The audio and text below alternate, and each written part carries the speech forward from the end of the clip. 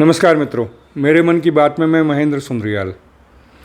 13 दिसंबर 2001 को भारत की संसद पर हमला हुआ, जिसकी 22वीं वर्षगांठ अभी पिछले हफ्ते 13 तारीख को मनाई थी। उस दिन पार्लियामेंट के जो सुरक्षाकर्मी जो शहीद हुए थे, जो बलिदानी थे, उनको सुबह के टाइम पर प्रधानमंत्री ने और होम मिनिस्टर वगैरह ने वो श्रद्धांजलि दी थी। उससे पहले कुछ दिन पहले वो गुरपतवंत सिंह पन्नू, जो CIA का पाला हुआ खालिस्तानी है, उसने धमकी दी थी कि वो भारत की संसद को 13 दिसंबर को फिर दहलाएगा। उसके किए से हुआ या नहीं कि हुआ ये तो अभी नहीं पता, लेकिन भारत की संसद में उस दिन हंगामा ज़रूर हुआ। 2 लोग वो दर्शक दीर्घा तक पहुँचे और फिर वहाँ से कूद कर लोकसभा में अंदर आ गए और फिर उन्होंने स्मोक गन चलाई। एक स्मोक स्टिक से धुआं किया पार्लियामेंट के अंदर। ठीक उसी समय विजय चौक के पास पार्लियामेंट के बाहर 2 और लोगों ने भी किया, ऐसा ही किया, जो पकड़े गए। तो ये चल रहा है, लेकिन उसके बाद वो विपक्ष अड़ गया कि प्रधानमंत्री या होम मिनिस्टर वो इस मामले पर वक्तव्य दें पार्लियामेंट में, जिसमें अभी तक दोनों प्रधानमंत्री भी और होम मिनिस्टर भी, दोनों ने कोई वक्तव्य नहीं दिया। तो इसलिए पार्लियामेंट नहीं चल रही है। अब उन लोगों का बचाव राजनीति आज की डेट में हमारे यहाँ इतनी गंदी हो गई है कि वो लोग जो पार्लियामेंट में इस तरह से घुसे, जिन लोगों ने इस तरह का आतंक मचाया, उनकी अभी इन्वेस्टिगेशन पूरी नहीं हुई, लेकिन विपक्ष उनको अभी से क्लीन चिट दे रहा है। राहुल गांधी कहते हैं कि वो बेचारे भटके हुए लोग हैं, बेरोजगार हैं, परेशान हैं। ये अखिलेश यादव भी इसी तरह की वक्तव्य दे रहे हैं। तो इस घटनाक्रम पर अगर आप गौर करें, जो लोग दिल्ली में रहते हैं उनको मालूम है कि मंडी हाउस पर बहुत सारे जो लोग कलाकार वो मिलते हैं, जो इस आशा में वहाँ आते हैं कि उनको कुछ काम मिल जाएगा। तो जिन लोगों को नुक्कड़ नाटक वगैरह कराने होते हैं या दूसरे फिल्मों वगैरह में या टेलीविज़न सीरियल में चाहिए होते हैं, वो लोग वहाँ से ले जाते हैं। इसी तरह से एक दूसरा बाज़ार वो लगता है जंतर मंतर पे, जहाँ परमानेंट धरना स्थल हो गया। अब तो 91 तक तो ये वोट क्लब में था, अब जंतर मंतर पे आ गया है। तो वहाँ भी वो हर तरह के, जिस तरह के आपको चाहिए, कलाकार ही कहूँगा उनको भी मैं, आपको जैसा प्रोटेस्ट करवाना है उस तरह का प्रोटेस्ट वो अपने बजट के हिसाब से वो कर देंगे। जिसमें जो सबसे महंगा वो है जो पहले कभी सेफोलॉजिस्ट हुआ करता था, टेलीविज़न में सेफोलॉजिस्ट बन के आता था। आज की डेट में कुछ और है, कुछ लोग उसको आंदोलन जी भी कहते हैं। सबसे ज़्यादा पैसे लेने वाला वो है, जैसा आप चाहें प्रदर्शन धरना वैसा वो करवा देता है। तो वहाँ भी हैं। तो ये हो सकता है कि ये जिनको ये विपक्ष कह रहा है कि बेचारे परेशान हैं, ये भी वहाँ के कलाकार हों जिनको किसी ने एंगेज किया हो, ये देखने के लिए कि भारत की सुरक्षा व्यवस्था संसद की वो कैसी है, उसमें कहाँ कहाँ लूप होल हैं। तो ये भी भेजा हो सकता है बेचारे सिर्फ वो कलाकार हों जो अंदर जा कर के अपनी अपना उन्होंने वो दिया, प्रदर्शन किया। अब बाकी उसमें क्या तथ्य निकलेंगे, उसमें से क्या क्या लूप होल पता लगेंगे, ये उनको भेजने वाले जाने। कोई बड़ी बात नहीं है ऐसा भी हो, क्योंकि वो जो लड़की नीलम जो इसमें शामिल है, उसका तो इतिहास भी है कि वो हर प्रदर्शन में आ जाती है। वो किसान आंदोलन में भी भाषण दे रही थी, उसमें भी थी। वो जो पहलवानों वाला आंदोलन था उसमें भी थी। तो इसका मतलब वो तो उपलब्ध है उसके लिए, पैसे के लिए, जिसको जैसा प्रदर्शन करवाना है वो उस प्रदर्शन में शामिल हो जाएगी। तो हो सकता है ये हो।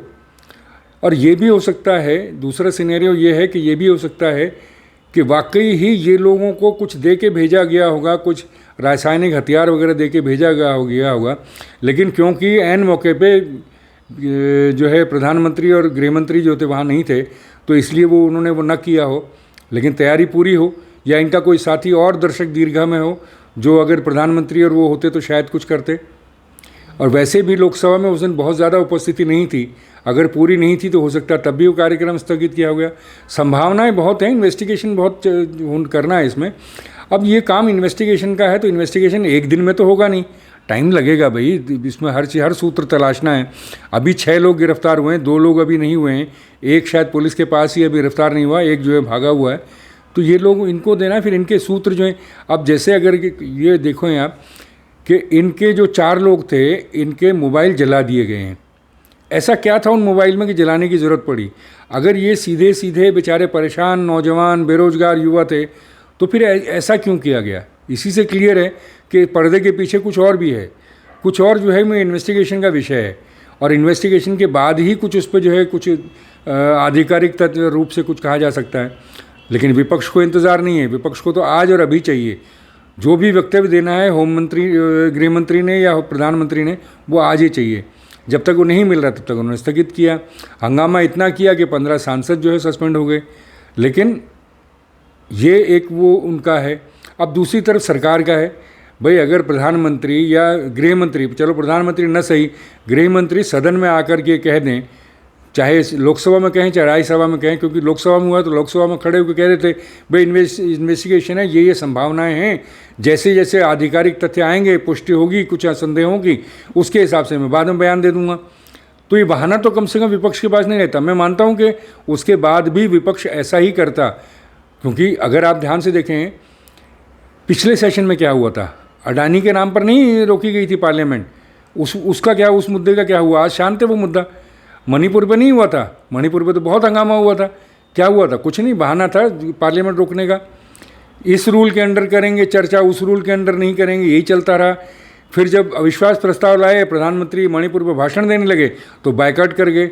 इसका मतलब सिर्फ बहानेबाजी है। बेसिकली संसद रोकनी है, संसद में काम नहीं करना है, ये विपक्ष का जो है वो उसकी रणनीति है। और शायद सरकार भी नहीं चाहती।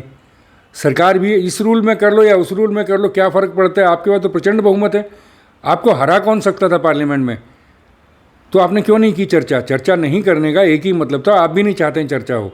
तो दोनों पक्ष अड़े हुए हैं। अच्छा, दोनों पक्ष में से कोई ये नहीं कह रहा कि रोज़ का करीब 2 करोड़ रुपये खर्च हो रहा पार्लियामेंट चलाने में। एक जो है वो सर्वे आया था, सर्वे के हिसाब से, रिपोर्ट के हिसाब से 2 करोड़ रुपये रोज़ का है। कौन है जिम्मेदार इतने पैसा खर्च उसके लिए?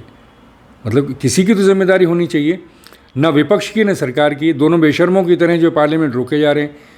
तो ये आज की डेट में हो रहा है, कोई ना कोई बहाने से पार्लियामेंट रोको। अब इस पर भी है, इस पर भी यही चल रहा है कि जी जब तक वक्तव्य नहीं देंगे तब तक पार्लियामेंट नहीं चलने देंगे।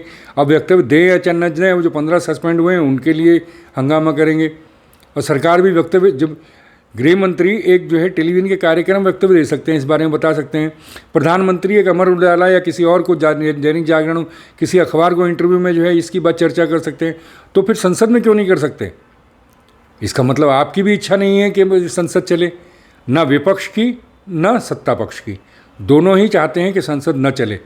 मूर्ख बना रहे हैं जनता को, मेरा तो ये मानना है। अब आपका क्या मानना है ये ज़रा बताइएगा, अपनी प्रतिक्रिया दीजिएगा। आपकी पिछली वाली प्रतिक्रियाएं भी जो हैं मुझे मेरे फ़ोन पर फ़ोन करके नहीं दे रहे। कृपया मैं चाहता हूं कि आपसे गुजारिश है कि वहीं यूट्यूब पर ही ज़रा बताइएगा कि आपकी क्या इसमें राय है।